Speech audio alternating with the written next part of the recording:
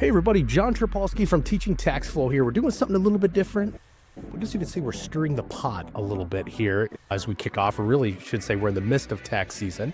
I'm actually joined by Mike Reed from Integrated CPA Group, or ICPA, as some of you may know it as.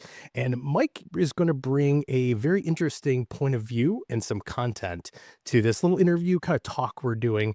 And we're really going to dive to answer the question of, are you my accountant? So as I'm kind of pointing at Mike, yes, yeah, Mike helps me out with some stuff. So technically I'm answering my own question with that. But more importantly, we're going to dive into this from the top. Think about it as like a swimming pool, right? You're looking at the outside of it. You're looking into the water. We're going to dive in and answer that question. So Mike, before we get too much into that topic specifically, why in the world are you even here, man? Like, what do you do? Like, what is your job at ICPA? Johnny T, thanks for the opportunity here to jump on and talk about this subject matter. It's really exciting for me. I'm really glad that I joined the team. The truth is, where I come from is very much more of a financial reports kind of background. Um, I'm not a tax expert, but I definitely can get in there, identify what's going on with a client in their financial system. I work with different kind of financial systems and putting together financial statements, discerning them, reconciling them, some managerial accounting oriented functions. So it definitely is a sweet spot between, where somebody is in their business with their accounting and when they bring it into their tax professional. So it's kind of the sweet spot in between as far as where I land today with this Well, organization. this is damn exciting because now there's two people on this show that don't know anything about taxes. No, I shouldn't say we don't know anything, but really the way, when we talked about this a little bit earlier on too, and, we're going to, just so everybody who's watching or listening to this, we're going to continue these conversations. Me and Mike have been talking, kind of laying out some content of just these shorter talks really continually. So with no end in sight. But why I'm really excited about this, right, is that simple question of, are you my accountant, right? Like sometimes, and I'm guilty of this 100% and have been for years, right? Sometimes people just look at it as, well, my accountant does my taxes, or my tax guy does my bookkeeping, or there's a lot of kind of moving parts. But in a lot of cases, that's a different individual for each really cog in the wheel, right? Very much so. I think when we take a step back and we start to ask, are you my accountant or who is my accountant? Just like anything, it sounds simple, but there's always, again, if we're jumping into the pool, there's always these deeper layers to it. And so that's what I want to discuss today. I definitely want to bring it more from a business owner's perspective. This isn't me trying to train anybody in the field of accounting. I've taken a lot of time in this industry to learn that. But, as business owners, as we go out into the world here, and we've got so many things on our mind, at a certain point in time, there's these terms of somebody's title and what they do and what they specialize in. And this term accountant can be pretty generic, but at the same time, if we can start to discern the difference between them, it might be very helpful for us for our next move for the growth of ourselves and in our business. So really from there, I think I'm going to give my definition, my perspective from my background of kind of just what is an accountant. I think we just start there and we start to divulge. And so when I think of an accountant, I think of somebody who's recording, managing, analyzing financial transactions. And simultaneously, they know a set of rules and standards that go behind those financial transactions. If there's nothing else I could say, that's an accountant. Accountants can be in lots of different types of industries, right? At a high level, they could be working for some kind of governmental agency. They could be in for profit, which is a pretty wide range of different types of industries within. Not for profit, each one of those comes along with a different way at which we're understanding and treating financial transactions and the level of depth that we go with them. A question for you too. So do you feel that, I'm going to muck this up a little bit somehow, shape or form. I always find a way to do that. But I feel like I've heard that line for a number of years, right? A business is only as good as its books, right? So like looking at it from an accountant's perspective, that's pretty much the accountant that really is, I would say, in charge, but kind of owns that role, right, in a business and just making sure books are in order. So when we say books, obviously, we're not talking about I don't even have one. I'm looking around for a binder with a lot of papers in it. Not necessarily like the old school ledgers you might find in your walls used as insulation in the 1900s. Like we're talking QuickBooks, any of these platforms, right? Like something that, your business kind of financially operates in, right? So did you feel that that's pretty much a true statement about that with business and books? Yes. I mind you that yeah, like, there's depth to everything, right? I Sure. think at its very base level, yes, is the answer. There's a system, it has financial transactions that run through it, and we're recording, managing, analyzing them, thinking about them. Are they conjunction with a set of rules? From there, there's lots of places they go based upon where you're at in your business. And so there's different forms, right? Outside of just the system that you have. And I think from there is where we kind of potentially run into the wild west of what is an accountant? Who am I talking to? Why am I talking to them? Um, Before I go further, I kind of just want to kind of tell a funny story or just kind of make a reference to something. Yeah, I've got kids. I read to them at night, and there's a book that I read to them sometimes called "Are You My Mother?" It's a Dr. Seuss book. I actually get it right here. All right, so we're Nice. talking about books, and what Hey, it's you know what? what. That's why you're such a good fit for this, right? You fit right in. You bring books, I bring bad jokes. We're good. It's a good There you mix. go. So, Exactly. And so it's a kid's book, but I'm hoping to kind of take this and apply some principles to it. Bert's got a mom, falls out of the nest, and he's looking in the world for his mother. To me, this is us as business owners as we're entering out, and we're all at different stages.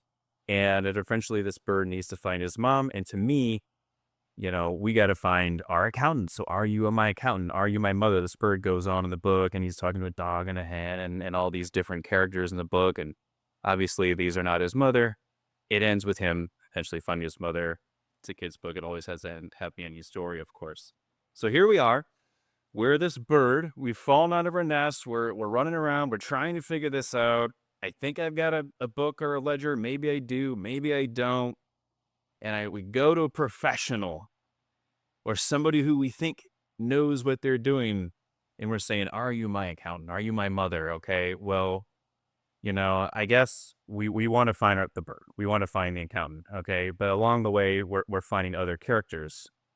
And so I think it's important to know, and I'm going to keep this at a high level when we think about different types of accountants. I'm going to kind of bucket them into three general areas. Depending upon who you talk to, you can always divulge deeper from there. I'm going to keep it a little bit more high level. We've got tax people we go to, tax accountants. Their book of ledger, more or less, is going to be a tax return. The rules they're following are going to be the IRS code. We've got auditors who may need to have audited financials for some kind of reason. They're going to be following US GAAP.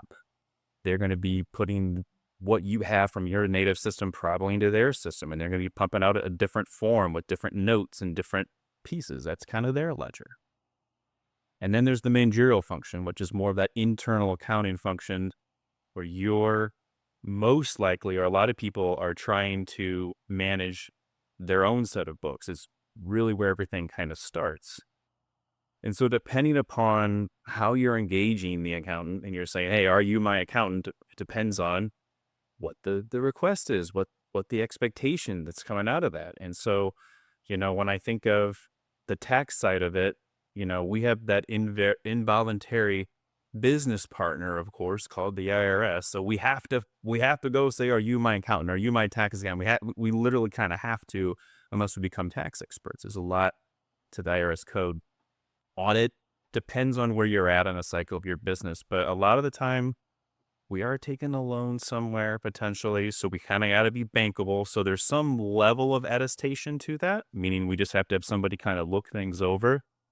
We may not have to have a full audit, financial or other forms of assurance, but you know, that is something that could come across. But the managerial function is something I think that is an area where we are kind of trying to mix managerial sometimes with these other functions. So anyways, those are the different functions, those are different types, and we have to understand how we're engaging accountants from there. And I can kind of see where you mentioned, managerial. And again, I know me and Chris have referenced this a million times on the Teaching Tax Flow podcast. Is I'm going to take a wild guess and say that somebody, or more often than not, maybe somebody assumes or kind of lumps or renames on their own terms when it comes to managerial. They probably refer to that person as their bookkeeper Hmm. or something along those lines, right? So if you're a bookkeeper, that's more the managerial side. You're probably not going to call your bookkeeper your tax professional, though. That's completely different. Or, oh yeah, my bookkeeper does my audits for me. Like that's probably a red flag if that comes up, Hmm. right? Yeah, no, and I would definitely put bookkeeping in the managerial function. The task they're doing is essentially recording. That's of the various things the accountant can do, that's their primary function is recording. They may manage, they may analyze. There's different levels of bookkeeper. And I would argue that if you're going to have different elements and skill sets, maybe bookkeeper is not even the best name for you. Maybe you should be called something else. Lots of different names within the managerial field, but ultimately that's where it's at. And bookkeeping at its core is primarily just recording. And the other types of tasks aside from recording, managing, analyzing, strategizing is another one I would say. Again, all within the context of financial transactions and all within the context of that specialty that you're in, tax, audit, the managerial function. And so they do pair, they do need each other to survive.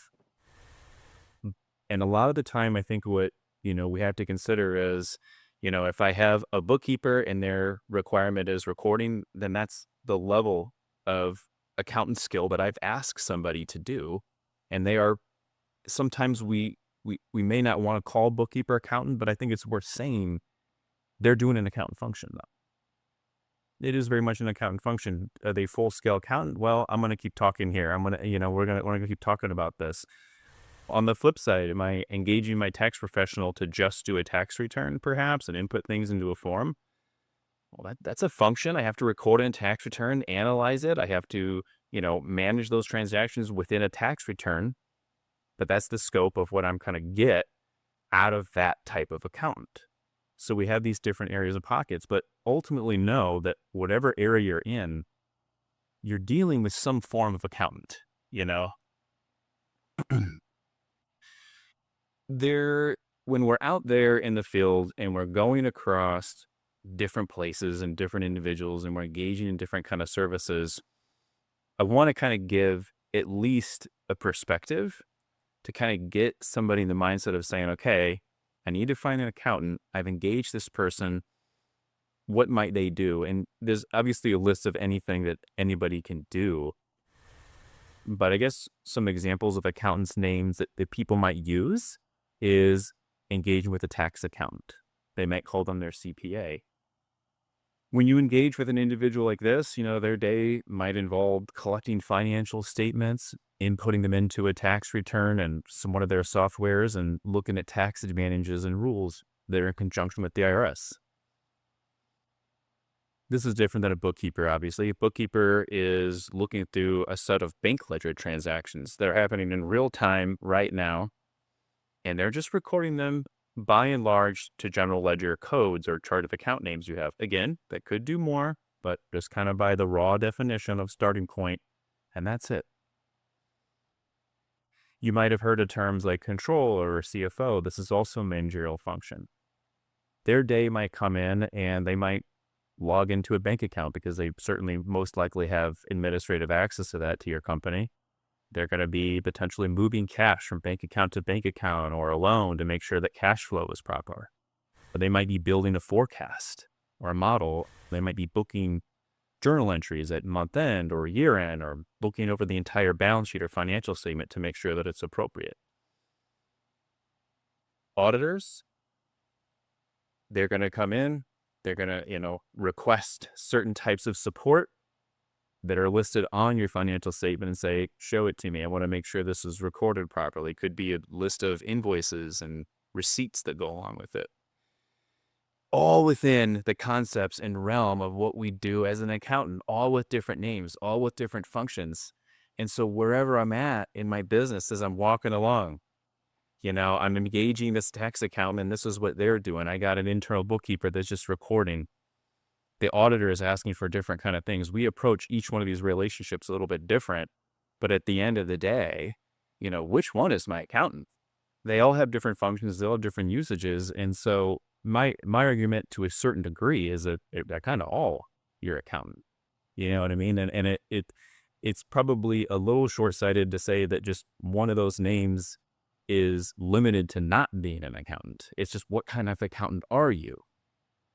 What is your skill set as an accountant? And what, most importantly for your business, do you need to be engaging in at a certain point in time that aligns with your goals?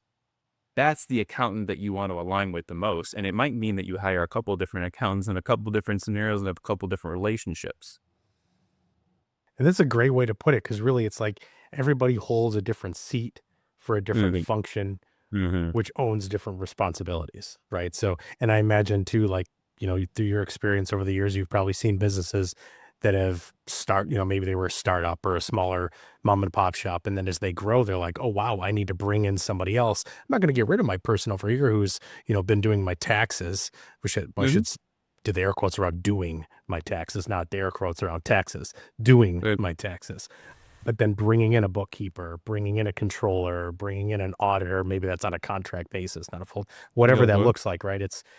It's almost building that team, or, as we always talk about in teaching tax flow, it's, building that board of directors, right? You're not necessarily Mm-hmm. firing somebody because they're not doing all of the roles that you need that are financial related, but they're really rocking it out in one function, and then somebody else coming in and knocking out the other one. And, I hear, I've heard Chris say this for 20 years, right? The hardest part about his job, and then I hear it at all these conferences with other CPAs and EAs and really any tax professional, the hardest part about running their practice is getting the information from a client. Mm-hmm. So really, by having a good team, right, on the managerial side, they're really preparing all your books, all your documents is the best they can around that business. Now, personal returns are a different story, but getting them all ready, so when it comes tax time, right, everything's pretty much being delivered on a silver platter. You're not having to, Mm-hmm. go and, pick apples off a tree trying to figure out what you need. It's pretty much done, right?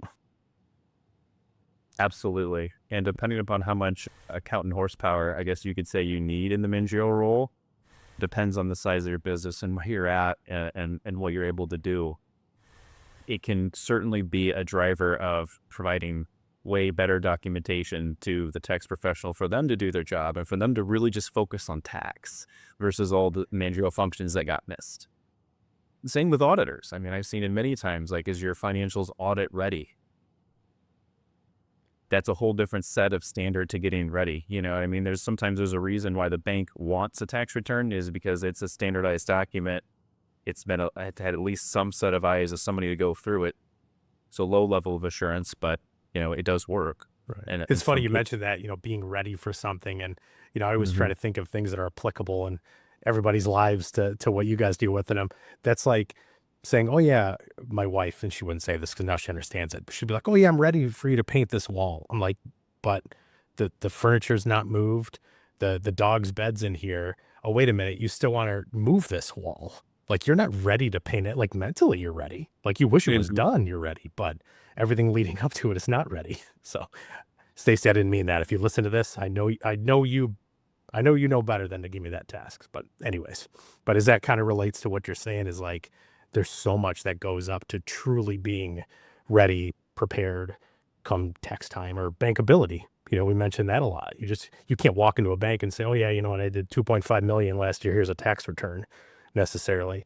They might ask you Hmm. about cash flows, expenses, all these line items. And if you have no idea, or it's misrepresented in a sense, you're up for a heck of a uphill battle, right?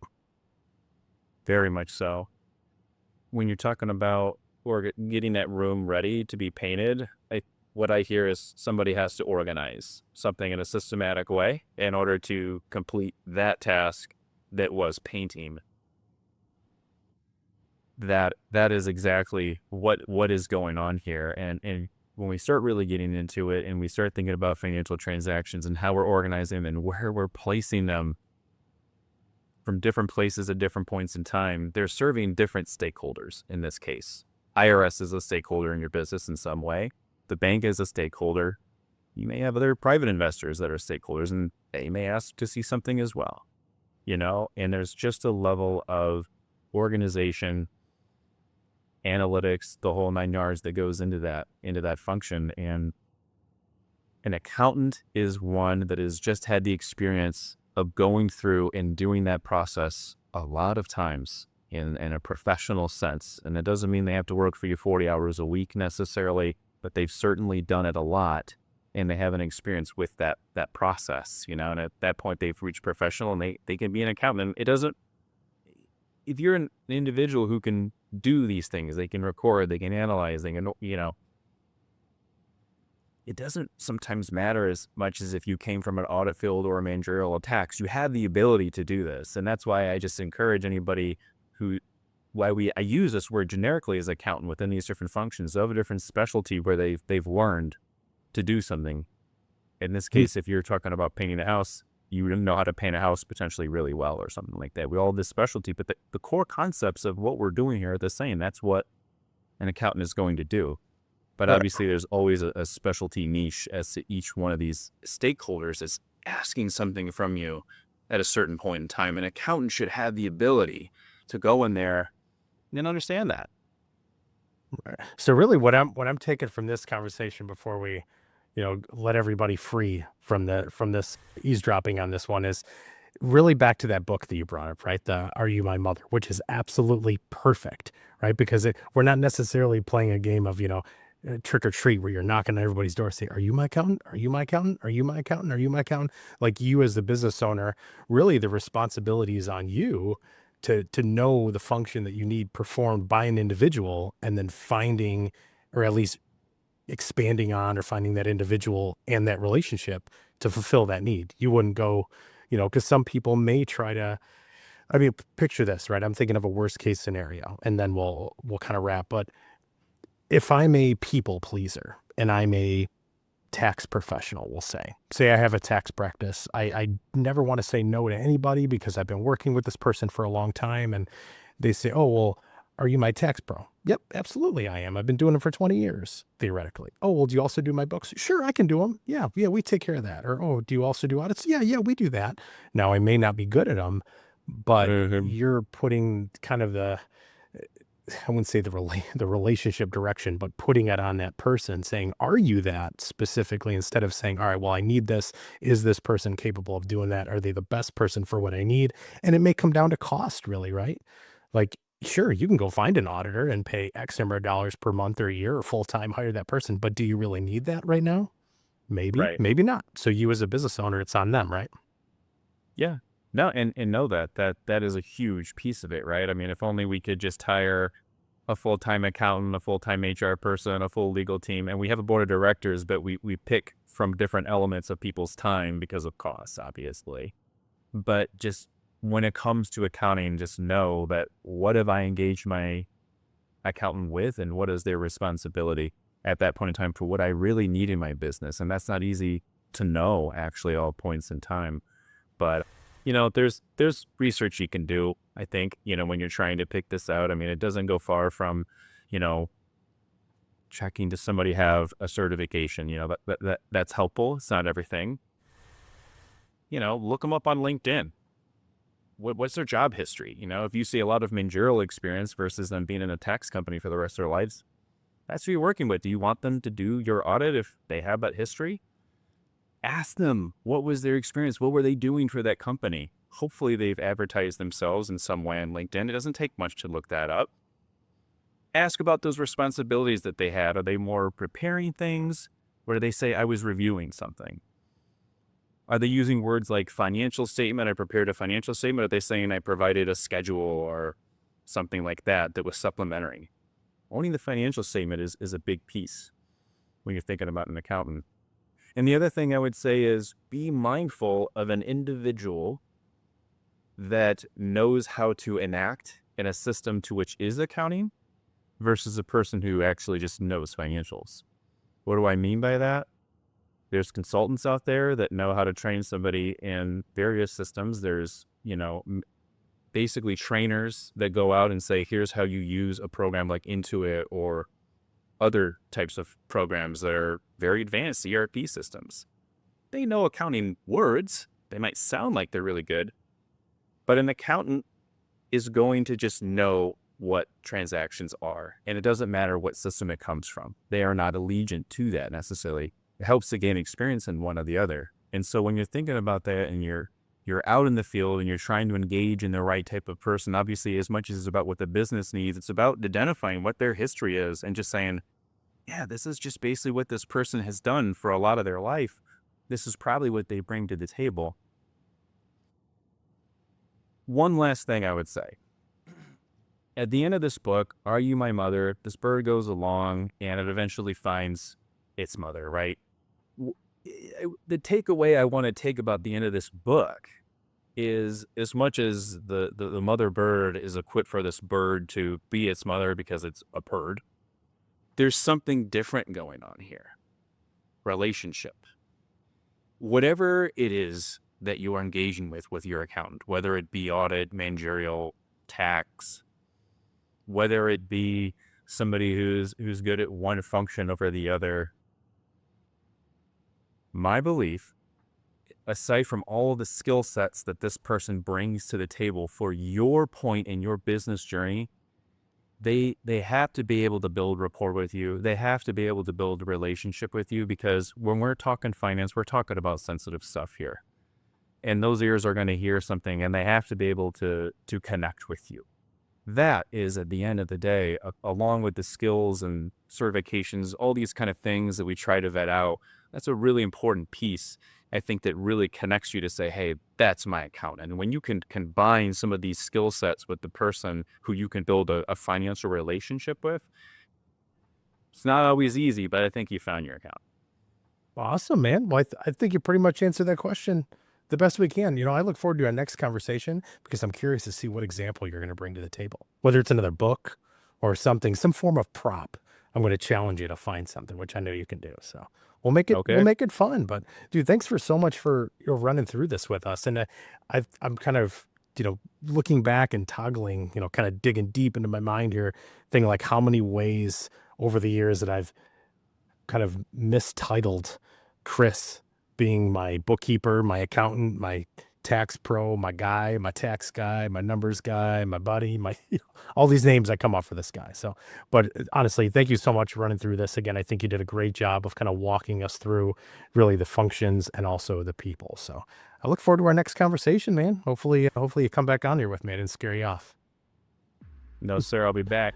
Awesome, Mike. Well, I appreciate it so much, man. And for anybody that's listening to this, obviously subscribe to our YouTube channel. Be sure to check these out. We'll pop out some reels for this as well too. But we promise you, I absolutely promise you, we will find other ways to pick the brain of this little genius across from me here. So thank you again, Mike. Thank you everybody for joining us. We'll see you back here very soon.